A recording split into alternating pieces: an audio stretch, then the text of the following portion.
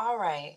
So I think I'm live, and I'll wait a few minutes just in case anyone is tuning in, although this will be recorded. So it may not matter too much, but I'll give a couple minutes. I would play some like jazzy music, but I don't think that's necessary. My daughter's in here with me. Got folks around me. Okay. Hello. I see a couple people starting to come on in. If you're here, feel free to let me know you're here. But otherwise, I'm going to get ready to jump in. We are streaming this live on Facebook and on YouTube. So for those who might be interested in the story but unable to join or watch it live, hopefully you'll be able to catch the recording and give some feedback, some comments, or whatever. We'd like to, I would like to know, I would like to know your thoughts and how you might relate to this story. So I posted maybe a week or so ago that I wanted to have a conversation about family secrets and origin stories. And of course, there's a reason it wasn't like a random kind of thing that I wanted to do. This day is really significant for me because it marks a 1 year anniversary of a complete unraveling of what I believed to be my origin story. And because I have um, made a commitment to myself to be transparent in the healing process a long, long, long time ago, I decided I wanted to code switch as little as possible. And sometimes that got me in trouble at work and at home. But this is my commitment and I'm leaning into my commitment. That said, the work that chose me in life is healing work. It took the form of social justice work that evolved into taking the form of trauma informed social justice. And in doing this work, one of the things that I decided that I would do is be very honest and make the the work that I do relatable. So, what that ended up looking like in my poetry life, some of you who are my peoples from way back in the days, you may know me from spoken word poetry. I was doing poetry slams back in the throwback days, like 98, 99. Did it for about 15 years. Lots and lots and lots of my poetry was about family and relationships and identity, talking about race, talking about living life as a woman, all kinds of things. And then when I got into doing diversity and equity and inclusion work, I definitely brought identity into that space too. And I have, in my work in being a facilitator, I've always been a participative facilitator. And so I believe in leading or being part of the process of storytelling so folks know that I have a stake in the work as well. So why? How does this all relate? So I have published a book. I did a book called Browning Pleasantville. I did a couple TED Talks. One of my TED Talks in particular was about family. This is part of my story, and I've been very public about it. If you follow me on Instagram, you know that I have lots and lots of posts about my kids and my mom and my dad and my dog and all kinds of stuff. And in many ways, although I do have a whole private life that I don't post because I don't really like to do the ugliest part of the shadow trauma and resilience work in public. So I don't do the gut wrenching bleeding in public. But I do believe in letting people know that healing is a process and this is part of what it looks like. And I'm okay with that. So all that said, um, because I've been so public about so much of my family, there's something that happened with my family, and I want to be public with that too.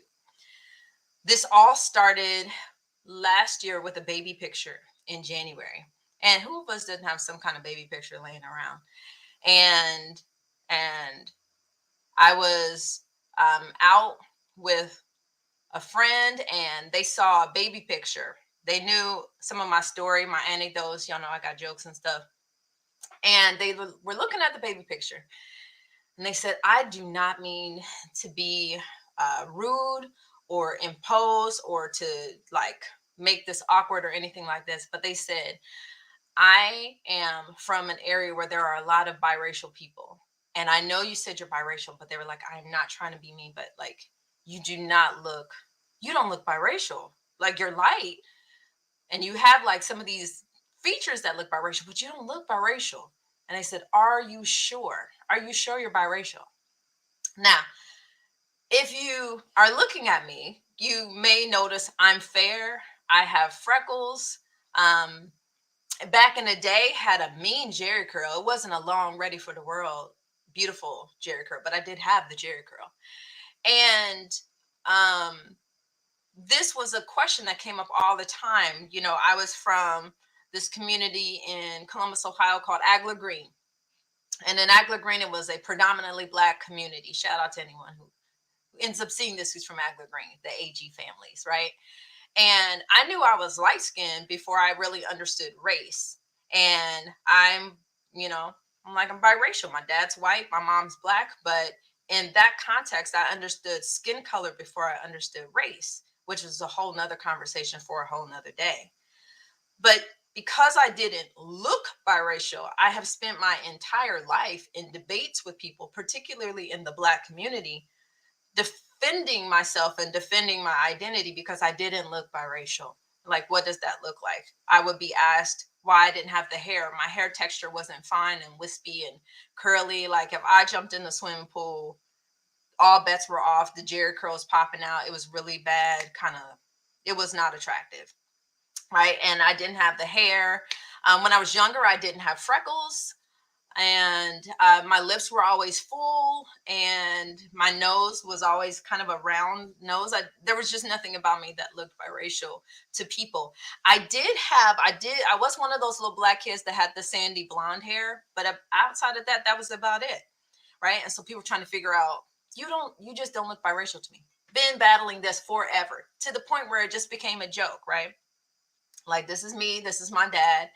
And one of my forever jokes was, when my dad and I take a picture, we just look like some white guy crept into my picture, right? And forever, that was the joke.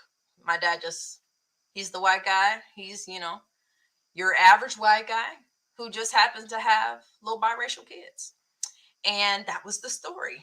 Eventually, I used to be very sensitive about it. And then it was kind of like a fun joke. I kind of enjoyed people meeting my dad and having zero expectation that my dad would look like he did and that we didn't look like we fit. So, although this came up, and it came up in some spaces very seriously, in other places kind of light, we never questioned anything. Like, no one ever questioned anything. So it was really odd that January of 2021, I would get asked this question.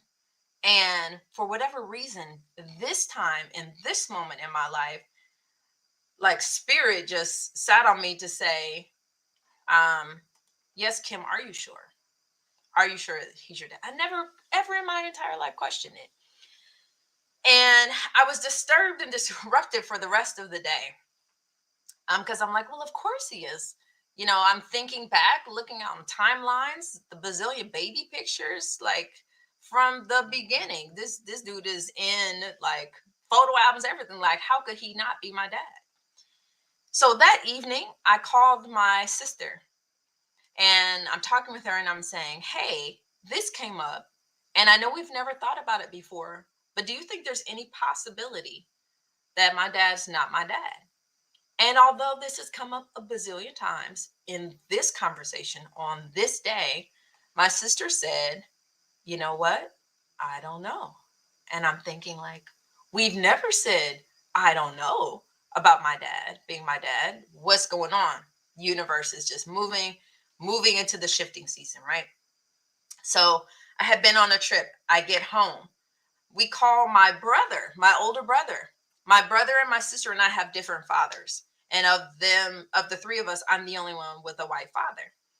My sister and I call my brother on three-way. And we say, hey, this topic came up. Do you think there's any possibility that this isn't, like, that my dad's not my dad? And in all of the bazillions of years we've joked about this time my brother says, I don't know. I'm thinking, I don't know. What do you mean I don't know? Like, I'm about to be 45 years old. How, like, what are you talking about? So then my brother and sister and I start talking in more detail. We start comparing timelines. We're thinking like it can't be possible, but what are you gonna do? So my heart's racing in my chest. I remember I was sitting in like this little vanity area in my bedroom. And I said, what if my siblings and I was like, I don't even want to bring this up to my parents because this is so awkward. And it's never like it's been so not a thing that I almost felt like I would offend people if I brought it up. So my brother and I were thinking like, well, you know, there might be a possibility maybe that timelines crossed in a way we didn't think about. So my brother and I, scared, decided that we would do a sibling DNA test. And we knew the way that this test should turn out, if everything is as the story's supposed to go, my brother and I should be half siblings. There's no way we should be zero siblings. There's no way we should be whole siblings. We should be half siblings. So ordered the kit, got the DNA kit, went over to my brother's house. I was just almost stupefied standing in his dining room area, and we do the swab test. It was absolutely surreal to have a sibling you've known your entire life and to think, is it possible that this sibling that I grew up with forever, I have no memories of life without this sibling. Is it possible that we could not be related? So we do the DNA swab, ship it off, and I'm just freaked out. Well, a few days later, it comes up that, well, maybe a week or so later, comes up that my brother and I, in fact, are half siblings. We're half siblings. I'm like, okay. At this point, I'm like, that was so scary. I don't know if I even want to bring this up anymore. But the question that had been asked of me was still haunting me. It was still haunting me. So, I luckily, because I believe in therapy, and I was already in counseling because I just believe in counseling. So, thankfully, because I was already there, I could process this as I was going.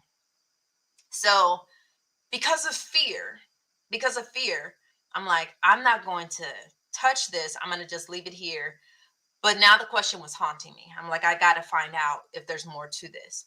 So I started trying to think like, is there a way that I could possibly find out and not ask my parents if it's at all possible? I don't want to insult anyone. I don't want to insult my mom. I don't want to make it weird for my dad. But something feels off from how it's ever felt before. Um, so I started thinking of, crazy diabolical ways like, what would it look like? Do I break in my dad's house and grab some? I don't, this is where TV gets you in trouble. Because I was like, maybe I could break in there and steal some hair out of his brush. I'm doing CSI investigative reports or whatever, grab his toothbrush. I don't know how this stuff works. And ultimately, I was asked in my counseling, what if you just had a conversation with your dad? Now, this is where, and hey, friends, hopefully you're out there. Hopefully you're watching. I really want, this is my story. So I'm sharing my story, but I made a conscious decision. I'm just pausing for a second. I made a conscious decision to go live with this and to go public with this story because there's elements of the story that I think are part of a lot of our families. So let me just say now, the reason why I'm doing this is because I firmly and honestly believe that very few good things come from these dark secrets in our family. And I didn't realize that I have a secret in my family and that I was about to stumble upon it. So I'm doing this because I'm like, there's a way we figure this out together. But I need to figure this out for me. So here's what happened, friends.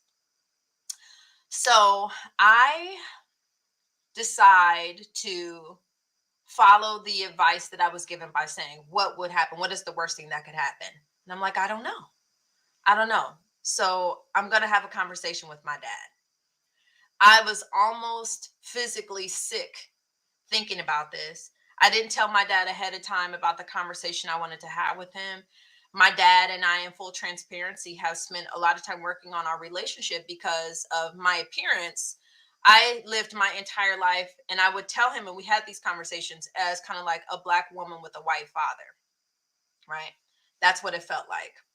And um, in doing so, that meant that there was this strain on how I processed identity versus how my dad processed identity.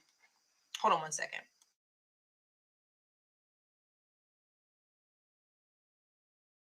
So, okay, so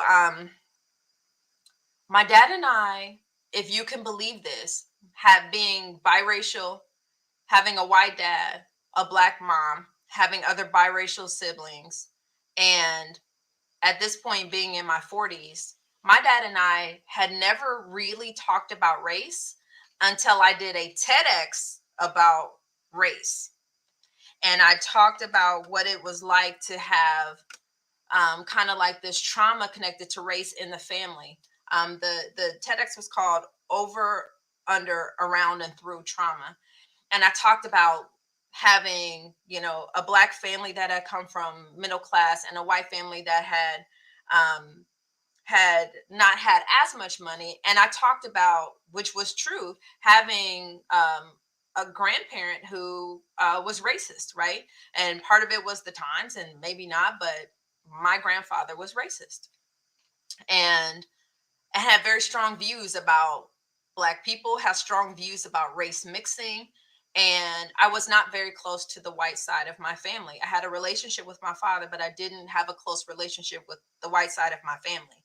It was like the elephant in the room. We just didn't talk about it. So then when I did this TED talk a few years ago, it forced my dad and I to have a conversation that we have been avoiding forever. And a lot of stuff came out in that conversation. It was painful, but it was healing to kind of talk through what was going on with the family, up to leading up to my birth, how it impacted things or whatever. So now imagine having this conversation years ago. And then now, after we did that conversation, I've done a whole TED talk. It's on TED, the whole thing. Like, the world has access to this conversation. And then now, a few years later, I'm possibly questioning if this is my dad. So when I did the DNA test with my brother, there were 3 swabs it came with. My brother and me did a swab, and then there was an extra one left. So I meet my dad. I arranged for us to have lunch together. I was so scared, y'all. I was so scared because I this is like I'm like I don't even want to. I don't even know how do you bring this up. Like, it's one thing if this comes up when you're younger, but I was about to turn 45. 45. How do you bring this up? So we sit down for lunch. We met at PF Chang's in Easton. And my dad, bless his heart, he's a very quiet, polite, mannerable, timid, regular white guy. So he comes and he sits down. We're talking, small talk. And I'm thinking, I'm just going to jump in because I don't know, like, what's the right way to ask somebody about this question. And and I should say too, just for context, we're talking about a tense relationship with my dad my whole life, right? My mother and father were divorced by the time I was 2. So I was a joint custody kid. And going from staying with my mom to a weekends with my dad very much felt like jumping from a white life to a black life all the time. And then in times we'd meet with the white family, and I felt like I don't feel like I'm connected to anyone in the room. I know this is my family, and I know this is my dad. I know I've got white cousins, but this doesn't feel like I'm connected to anybody at all. It was a surreal kind of thing. And I knew people loved me, but it didn't feel like I thought it might feel. So I sit down at PF Chang's, and after a little bit of small talk and sipping on some water and all that good stuff, I just ask him, Daddy, have you ever thought about if I said, have you ever noticed that we don't look alike? That's what I said. Have you ever noticed that we don't look alike? And he kind of, well, really soft spoken. I said, have you ever noticed too that We don't have any mannerisms in common. None of our cadence is the same. Like, for all intents and purposes, if someone saw us on the street, we'd look like strangers. We'd look like strangers on the street. Did you ever think about that? Did you ever worry about that? He had mentioned a time before, like, oh, you know what's come up sometimes. I remember there was a time when I was really little and my dad took me to Disney World. And my parents were worried because my dad and I didn't look alike, that it would look like he was kidnapping me. So they got me a state ID so that our last names matched when he took me to Disney World. We never thought anything about it, right? But then I bring this up and he's like, well, you know, I can see that, but he didn't seem concerned about it. And then this happened. And this is like the universe just stirring the pot. I asked my dad, do you think it is possible that you are not my biological father? I just said it. And this is what threw me off completely. My dad said, well, I don't know. But if I wasn't your dad, who do you think your dad would be? And I could have fallen out of the chair, because that is like, in a bazillion years, if I populated every single combination of words, that is not what I thought my dad would say. Which made me think, like, I wonder if he's doubted this as well. So then we lean into the conversation, like, what does this mean? Like, what is that? Have you doubted this? Has this ever come up before? Have there been conversations I haven't been privy to where, you know, anyone doubted if we were actually related? And he was really hesitant. And if it was possible, my dad, bless his heart, got even quieter. And it's almost like there were words, it almost felt like there were words stuck in his chest, like he was afraid to say some stuff out loud. And we're like sitting there kind of like battling through bits and pieces of sentences and awkward silence. And how do we do this? What do we talk about? And then this is the part when it started getting super real. I hadn't at this point even asked my dad to take a DNA test yet. I knew I had a swab in my bag and I knew I needed to ask him about it. But we're sitting there and my dad, I can hear his voice start breaking up. And I can hear it. I can tell he's starting to get emotional. And my dad looks down and he says, no matter what, like, I've only known you to be my daughter. And I've always loved you. I loved you since the moment you were born. And so to me, you are my daughter. I'm thinking, oh my God, is this happening? This cannot be happening. This is not real. This cannot be real. So I told my dad, I said, listen, as far as I'm concerned, you're my dad too. But I think I need to figure out, and I need to rule this out. I need to rule this out without a shadow of a doubt. And so I pulled out the DNA swab and I told him, I said, I have this test. We've been having conversations. My brother, sister, and I have been having conversations. My brother and I did a siblings DNA test. We are half, but there's only one way to find this out. And it was the only way to do this the right way is to do the direct approach. So I'm coming to you, right? Breaking up again, family secrets, family doubt about things. I'm having this conversation with you directly, Daddy, which we never do. We don't say this stuff out loud, and we don't not direct and honest about it, particularly in the way that we're not trying to hurt people. We're just trying to find out some stuff, but not bust or bash up relationships. And my dad was really choked up, and so he did it for me, right? He took the swab for me, and he went to the restroom and he did the DNA swab, and then he came back and he sat down with me. And I could tell he was in there so long for something that only takes a couple minutes. And I could tell he was already thinking about it. And I knew just me asking that question, it hurt him, because we've been working so hard for decades on our relationship. And this is the other thing we don't talk about too, right? We don't talk about how we have these difficult relationships with family members that we should feel close to. And we don't always feel close to family. Sometimes we feel closer to our chosen family than we do to our blood family.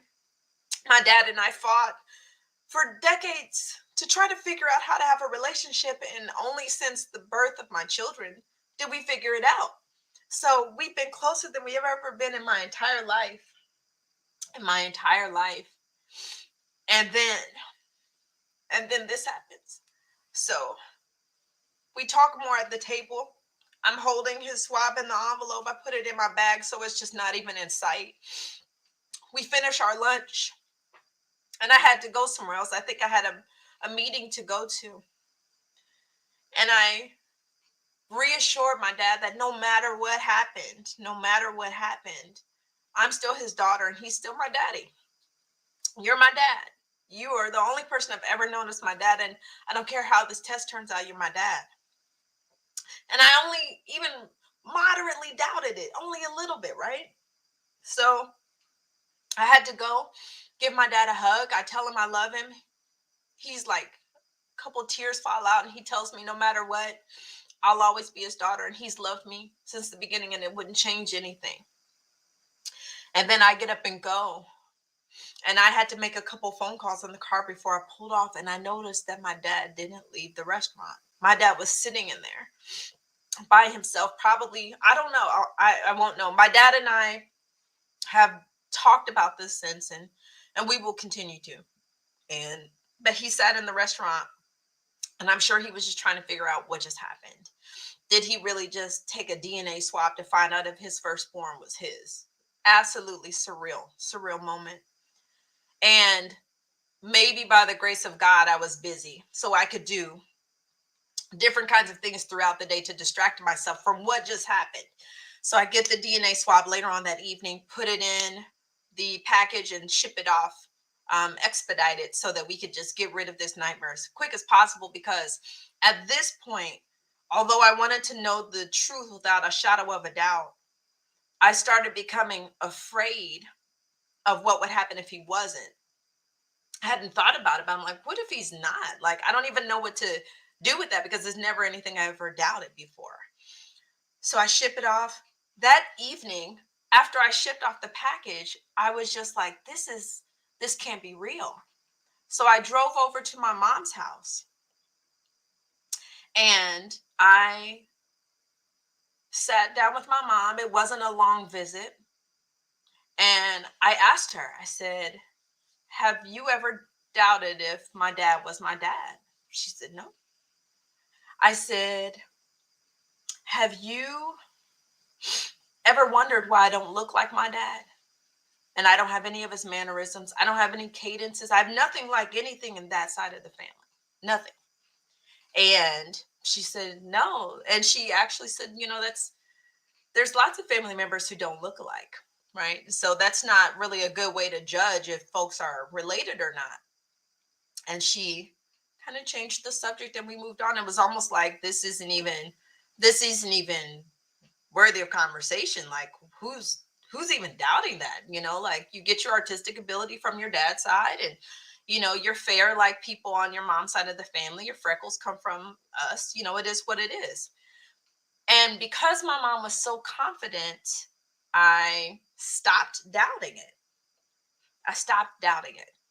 So, for context, it's important to know, and for those who know my story, that I'm a huge advocate for mental health, right? Versus mental illness. I'm a huge advocate for mental health.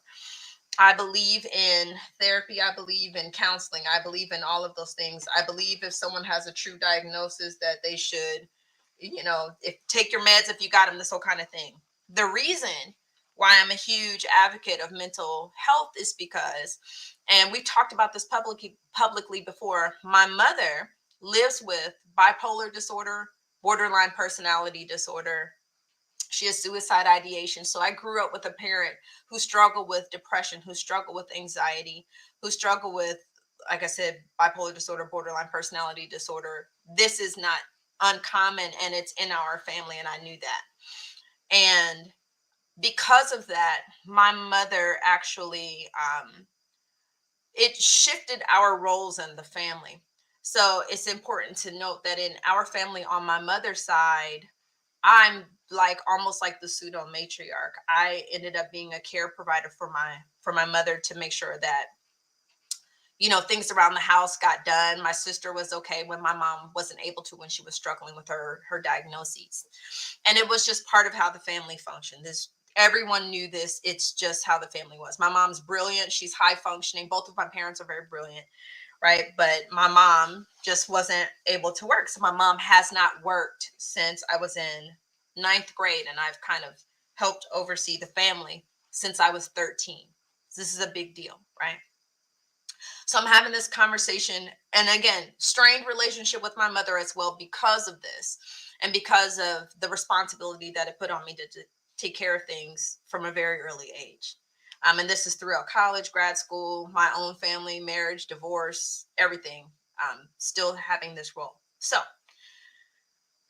going to my mom after getting this DNA swab from my dad and asking her about this, she was so casual about this conversation when I asked about this huge, huge thing. It was almost like, nah, what a silly question. Of course he's your dad. Like, why would you even ask that? Never doubted it, not once. Keep it moving. I think she started talking to me about, some baked goods, kept it moving. And she was so confident that I started to think, well, maybe I'm just tripping. I'll get the test back, everything will be fine, and we'll just keep it moving, and life will go on, and it'll just be this anomaly that of my dad's kids, I'm the only one who doesn't exactly look like him, right? I'm still light. I still got freckles. I still got these things. Maybe it is what it is. So I go on. I'm thinking, like, okay, well, the results out there, we'll figure it out. We'll keep it moving. And I move on. I work. I'm taking care of my kids. I'm running my business. I'm doing speaking engagements. I go on an out of town trip because I'm starting to think about possibly relocating to another city or state. So I'm doing a prospective visit, and having a good time. And I'm like, when I get back, I'll get the test results. Not a big deal. That weekend, I'm gone. Come back that Sunday. Monday, I log in. I'm doing all the work that I do for community, which I love, and it fills and fuels me. Ironically, I'm thinking we were talking about race in a learning community I was facilitating that day. Ironic, right? And I leave out of a race conversation. Awesome. That was great. If y'all need anything, let me know. Holler at me. That was so good. I'm energized. God bless. Good night. Log out of Zoom. And I noticed that I had an email. I had an email from the lab that was doing the test results. Now, like I said, I'm so confident at this point because my mom was confident that I start second guessing myself about even doing this whole thing. Like, I started feeling embarrassed that I put everyone through this because, my God, like, I literally just asked my dad for, I can't believe I just asked my dad for a DNA. So I can't believe I brought this up to my mom. Like, this is crazy. Why would I even do that? And so, no problem. I open up the email. Boom, let's see what's going on. And y'all, I opened up the results. It was a one-page document. I saw my dad's name, I saw my name, and I saw on the left side of the sheet, it said that as it relates to these two folks being related, right? It said 0.0% probability. Zero. Not 10%, not 8, not 4, not 1%. 0.0% probability. Like, there is absolutely no way. Like, this was basically like I took a stranger off the street and did a DNA test with them to see if it was my father. Zero probability that this man, who I've known my entire life, is my father. I stood at the computer screen for probably 15 minutes. I was so in shock. I called the lab to talk to someone personally to make sure that I was reading it correctly. I was reading numbers I didn't understand when there's breaking down the DNA strength and everything. I'm like, this is not possible. And it said that it was verified by an independent third party lab. This person I've known my entire life, my dad, is not my dad. It was like, I don't have words for it. It's like being hit by a Mack truck. I have baby pictures. Like, I don't have no kids' pictures in my photo albums that my dad's not in. I don't know any life. I don't know any reality where this man is not my father. We're talking child support payments, Disney World trips, the whole thing. This is my dad. 0.0% probability. So then, luckily, this is because, but for God, I have a divine protection over me. Because of COVID, my babies were home. So I called my oldest, Charlie, into the room and I told her the result. And um, she held my hand. My hands were shaking, I think. And she just held my hand. And I don't think we knew what to do. And she was just like, it's not possible. This is not, this is not my dad. But what does this mean? This is family why I said I wanted us to talk about this, because when we have secrets, the implications are way bigger than just us. This is not just my secret that just got exploded. This exploded for my daughter. That's not your grandfather. That's an explosion. That's not your grandfather. This then means, as I'm sitting there talking to her, oh my God, my dad's only grandchildren are my grandchildren. I mean, are my children. So does this mean my dad doesn't have grandchildren? What all does this mean? Then I'm realizing, oh my God, what does this mean? I'm not biracial? Be, because this is the whole story, right? So, like, what? I don't even know what that means. I call my siblings and I tell my siblings the results, and I'm starting to like. I don't even think I felt anything immediately because it was so shocking. Um, my siblings, I didn't even realize when we hung up the phone, they called each other and they started making a beeline toward my house. At this point, I hadn't even cried or anything. I was just like in shock. So my daughters are sitting here just holding me and talking to me and trying to figure out what is going on. Like this, I don't even know what to do with this. And I promise you, family, I kind of thought maybe I could, I don't know what I thought. Maybe I'm like, maybe I'll just try to process this. Let me think through this. My brother and sister come into the house. And I also need to frame this for you regarding impact. My brother and my sister, their dad, we have different fathers. Their fathers were not in their lives their whole lives. They did end up having relationships with their dads, but the one of the main father figures in my siblings' lives was my dad. That's who they kind of recognize as a father, kind of like a father figure. So this changes this story too. So my siblings come into my house, and my brother, who is a huge personality, but not terribly affectionate, right? His wife come. My sister's all hugs and kisses. She's the auntie, the proverbial black auntie. But my brother is more like guarded emotionally. My siblings come into the room where I am, where I still have the test results up. I'm still staring at the screen, trying to turn 0% to 100%. And when I stand up, my brother just embraces me. And you also need to know, for context, my brother and I fought hard past sibling rivalry, like police called on us and everything when we were younger. We fought hard, like drawing blood, everything, bruises, scars, and scrapes.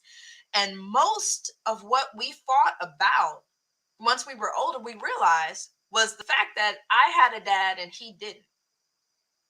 So we're fighting about this whole father thing. And it turns out the person who we think is my dad isn't my dad. My brother holds me. And that's when emotionally I broke and I just started weeping in my brother's arms. My sister held us and we all just started crying. And I felt so weak and so lost and so utterly, utterly confused. I didn't know what to do. And then once I got myself together and just started breathing, I remembered like this opens up. It basically is like, I explained it like, imagine your whole life story is on an etch a sketch. And then it's like taking the etch a sketch and just shaking it. Like anything that I thought was true as it related to my parental story wasn't exactly what I thought it was. Yes, in experience and based on love, that's my dad. But now I know like something else happened and I don't know what the story is. And surely someone had to know. Someone had to know. So then I'm just like, wait a minute, I got to figure this out. So then after I got myself together, I called my mother and I asked her again, maybe still in disbelief. Remember when we had that conversation the other day I said to her, I said, do you remember when I asked you if there was a possibility that my dad wasn't my dad? She said, sure. I said, are you sure? Are you sure he's my dad? She said, I'm sure. I'm 7,000% sure. And then, like, I just felt all this confusion and upset and hurt and angry. I said, well, this test result came back and it says that there's 100% certainty that he is not my father. So if he is not my dad, who's my dad? Who's my father? I can't even believe I had to say that sentence. I can't fathom saying the sentence. She says nothing. I ask again, who's my dad? He's not my dad. 0.0% probability that he's my dad. So if he is not, who is? She said, if he's not, I don't know. I said, that can't be. That just can't be so, right? It can't be anyone if it's not him. Well, that's not so because I exist. I'm here. How did I get here? What's the story? I had to tell my dad. Oh my God, my dad was heartbroken. Heartbroken. I'm my dad's first. My dad warred with racist parents over my birth. My my grandfather refused to see me for 2 years because I was the black kid in the white family. And my dad never stopped loving me, parenting me through a divorce, everything. My grandmother would sneak over, my white grandmother, try to sneak me over a gift and everything. This created huge dissension in the family. Imagine then all that we've been through as a family based on race.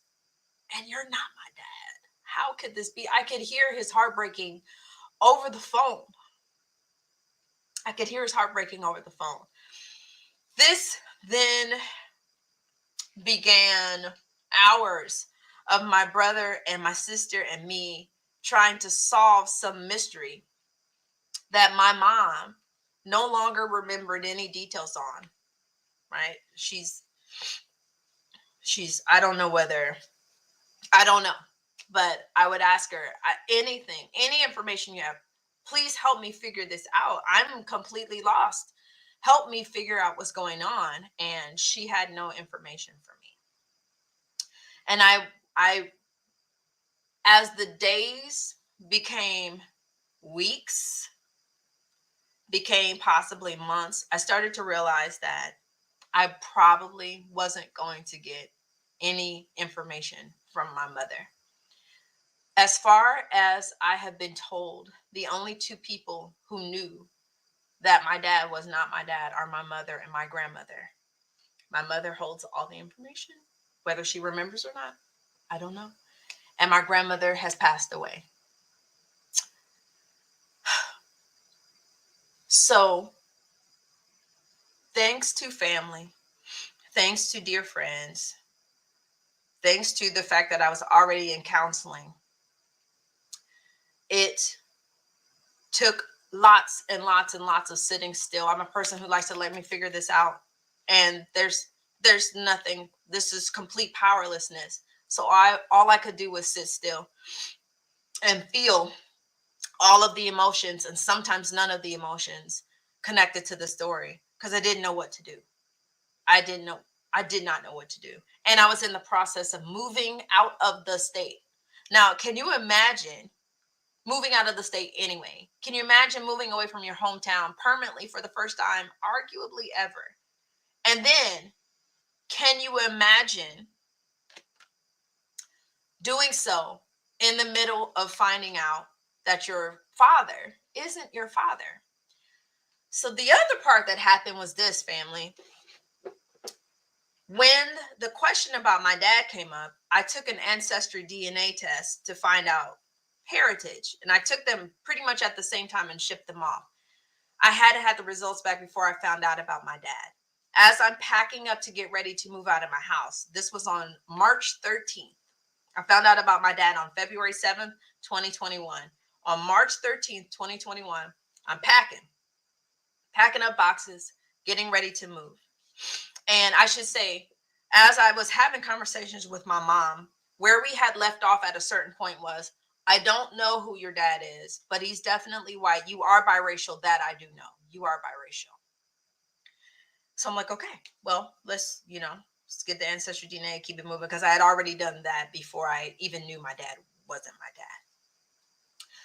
March 13th, packing boxes. I get an alert on my phone that new email comes in. I see it's ancestry DNA. So I'm thinking I know what I'm going to expect. I mean, even folks who are all black have a little bit of white in them, so that won't shock me. Not a big deal. When I open up my ancestry DNA, I find out that I am 43% Nigerian, 20 some percent Cameroon, got another 16 or so percent Western Bantu. As I'm starting to add it up, there is no mathematical way I'm biracial. So now this means not only is this not my father, but I have spent my entire life telling people, arguing with people, reassuring people who were afraid to talk about race that I understand this in a different kind of way because I'm half white. And now I have evidence that I'm not biracial at all. So now I am detached from my parental story, detached from my race story, and things are starting to make sense, and I'm starting to feel lost and untethered all at the same time. Because now I'm like, I actually, at this point, I have no 43% Nigerian. On one hand, I'm excited because I'm like, yeah, I'm like for real black. I'm for real black. And this was a major thing because in a lot of my peer circles, social circles, a common joke in my poetry community and friend circles is Kim's white dad. Kim's white dad. You're half white. You're half white. You're not all black anyway. Turns out I'm completely black. That's not my dad. What's the story? I don't even know what the story is now. I don't know what to tell people. More days move on, I realize, oh my God, I wrote a whole memoir and it's talking about me being biracial while I'm doing race work. Oh my God, I have a TED talk about me being biracial and I'm not biracial. At this point, I have only understood my new identity as of like a month. And that it's time to continue to do the work. I wanted to, as you might imagine, this has been, it's been devastating. It's been a forced healing journey. It has made me get in touch with deeper emotions that I think I numbed out. It has forced my dad and I to have conversations. It has stirred pain in my relationship with my mother, with the whole maternal side of the family. It definitely complicated moving away from my entire family in the midst of family crisis, and like unearthing this secret that had existed for 45 years. 45 years. You know, as it seemed to me, everyone would have gone to the grave and nobody would have known. This means the first time I filled out a medical record trying to see a new doctor is the first time I couldn't fill out the parental side. It's been, it has been stupefying to be this old. I'm not old, but like this old with this new information and have no idea what the answer is. And part of this journey has been to possibly come to terms with the fact that I may never know. I may never know the story. So what does it look like to heal at this point? So I'm going to pause right here. I see a couple of my people, my childhood friend. I want to give a shout out to Tequila. You're about to make me cry.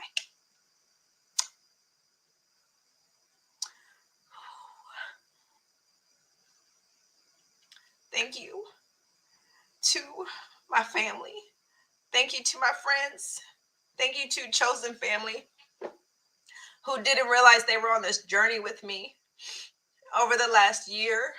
This is what I've been dealing with while I was moving away, while I was transitioning my family, while I was trying to grow my business privately. I've been sitting still and trying to understand that my origin story is not what I thought it was. I am so grateful for my village, for being able to hold space, for allowing me to trust us with this conversation, because like I said, I could have been private about this, but I didn't feel like it was private. I'd never lived my race story. I've never lived my family story privately. I've never been ashamed of any aspect of my family, and I'm not ashamed about this either. And it is painful, and it's okay.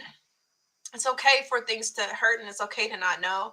I may watch this a year from now and feel completely differently, and that's okay too. But I know that there are other people who have this story, and we're trying to figure sometimes these things out privately. And I don't want to pass this um this kind of shadow stuff to my daughters. I want to live a life that is light. And so you can't have light if there are shadows. And I don't want to do shadows. I don't want to do secrets that hurt and harm. I want to stay in the light. So I want to open this up in case there are any people who belong to this story in some kind of way. If there are questions about this that, and if I don't feel comfortable, I won't answer them. Right. But if I, or not right away, but if I do, I'm open to that, because I believe that this is not just my story. This is a community story. This impact has been enormous, right? It impacted my daughters. My daughters spent their entire lives when they're having stories in school, right? And the stories, the teachers say, let's talk about your race. My daughters, oh, we're 1/4 German. Well, as of this year, they're not, right? This is where our family's from. We only know part of where our family's from now. This changed so many things. It impacted me. It impacted my children. It impacted my parents, my relationship with my parents' relationship with each other. This impacted my siblings. I have a brother and sister with my dad, and I find out they're not my brother and sister. That's why y'all look like daddy and I don't. That's why. That's why y'all have his mannerisms and I don't. That is mind blowing to find out anytime, particularly when you're halfway through life, right? All this is unfolding. So, sibling impact. It had an impact on my career, right? It had an impact on how I identify as race, my understanding of my health, my understanding of my narrative and my origin story. All of this is undone, and I have to now recreate this. I don't think I'm alone in this, and that's why I wanted to go public. So I'll pause a second. If you have questions, if you have comments, I see folks sending some love. I appreciate you. Thank you. Thank you for holding space with me. More than you know. More than you know. Um, I value you, and I appreciate you, and I love you.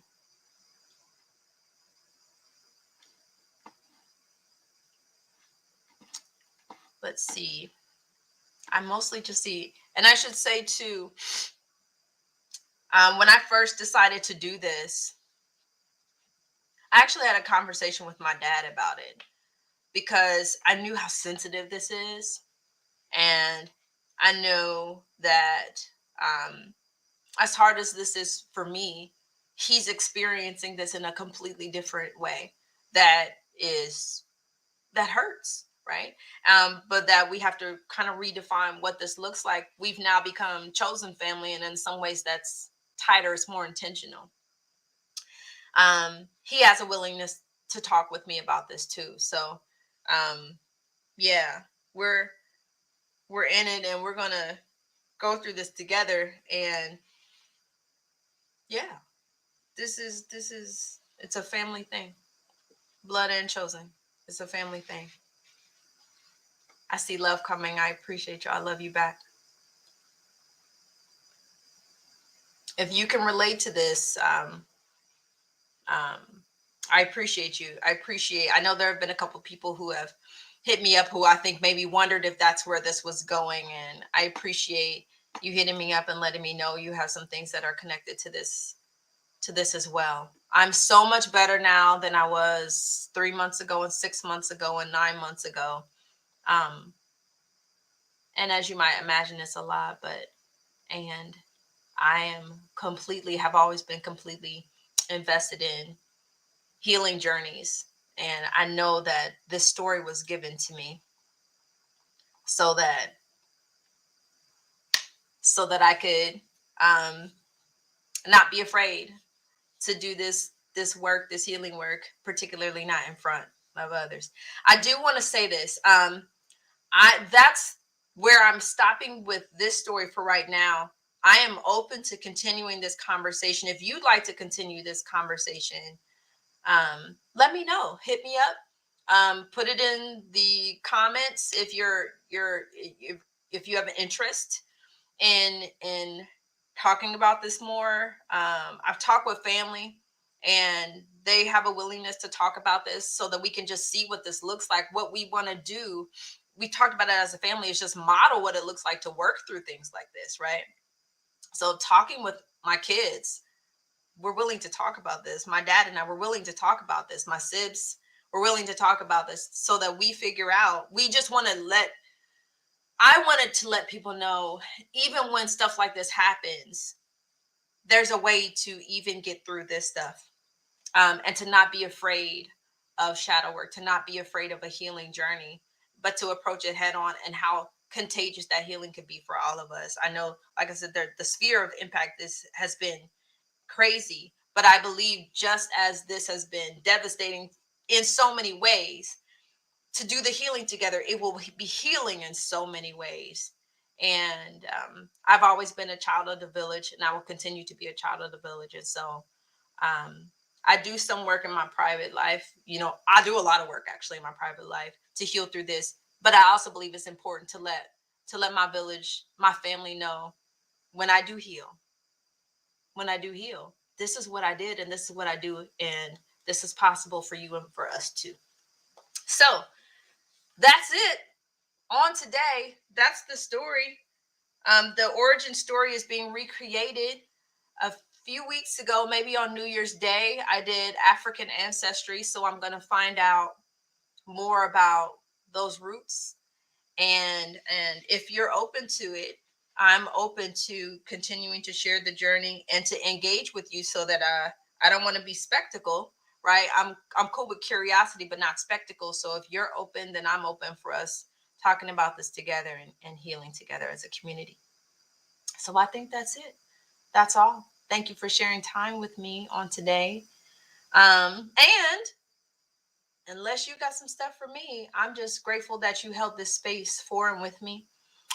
Just like this principle of Ubuntu, I am because you are, and you are because I am. And that's why I wanted to do this, because what affects me affects you, and what affects you affects me. So if I get to be healed, then you get to be healed too. So hopefully we can do it together. I love you. I love you, village. And um, I see some stuff in the chat. If you want to talk more, we can. If you want to talk privately, hit me up. And with that said, I'm sending love. I'm sending light. I'm so grateful for you. And I'm giving you back the rest of your Tuesday. Thank you, family.